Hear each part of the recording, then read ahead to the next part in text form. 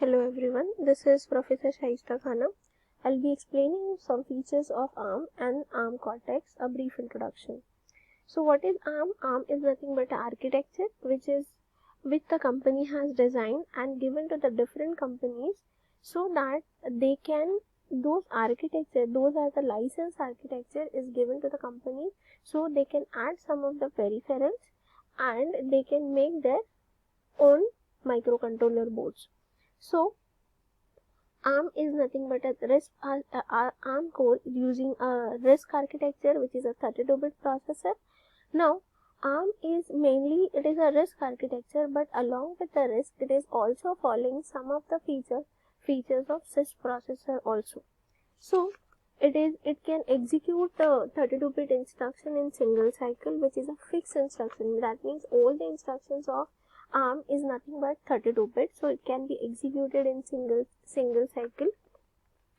But along with that, it is having some instruction like load and store instruction, where the more number of memory cycle is also required. Then ARM is very powerful instruction set. In ARM, 2-3 operations can be done in a single instruction only. Like it can shift and it can do the addition and then it can store the answer also in a register. So this shifting operation is possible along with the addition, that is possible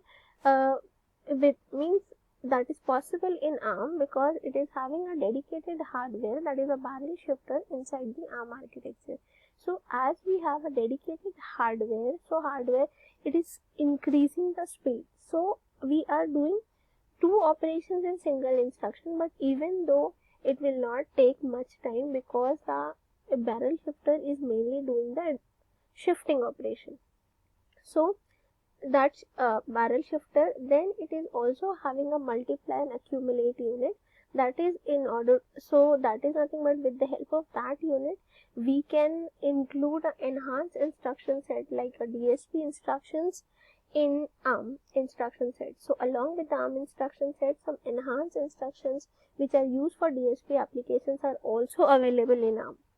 Then as I said, it is a 32-bit instruction set. As 32-bit, it is not compulsory that all the data is 32-bit only. So if suppose the data is 16-bit and if I'm executing it in a 32-bit format, then my memory is wasted and I don't get the good code density. So in order to improve the code density, there is another instruction set is also available in ARM, that is a thumb instruction set. So that is a 16-bit instruction set. So whether you want to use thumb instruction set or the ARM, that can be selected in with the help of register. Then conditional execution, like in ARM we can execute conditional execution is possible. Like there is no need to always use a branch instruction for checking whether this carry is generated or it is 0 or not. So if we are not using branch instruction, your program counter is not saved anywhere on a stack. So that is nothing but what, with the help of this conditional execution, your execution time is reducing and it can execute faster. So these are nothing but some of the features. I have not gone in much depth of, I'm just overview I have given. These are some of the features of ARM. So next we'll see, then there are different architecture versions of ARM, like the ARM 7 is a dominating version of ARM which is dominating in a market which is 32-bit. Then after ARM 7, ARM 9 came to the market, ARM 9, then ARM 10 and then ARM 11.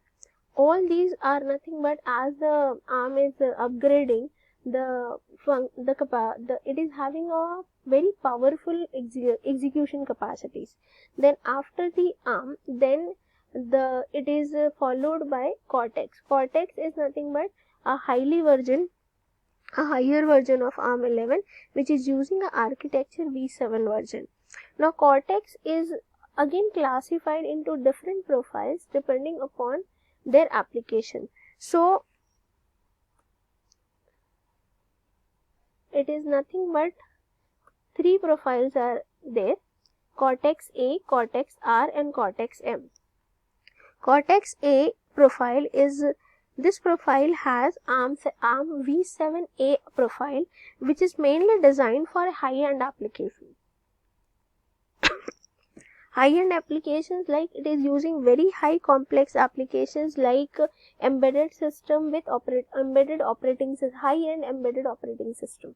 So like the main applications are nothing but mobile phone and our video system. So these are the application where the Cortex A is used. It is very famous. Like if you see, the ARM7 is widely used in our mobile phone.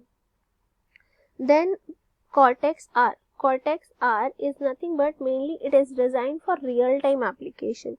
So it is using ARM V7R architecture, which is mainly designed for high-end applications, for real-time applications. So for example, automatic braking system, then safety critical applications where the timing is very important. We cannot tolerate the delay in the operation. So for execution, you need a processor which is having a very high speed. So it is mainly used for high real-time application. Then we have Cortex M. Cortex M is mainly used using ARM V7M architecture, which is mainly designed for very deep embedded system. Very deep embedded system, microcontroller for type system means what? Here the controller is going to control a lot of peripherals.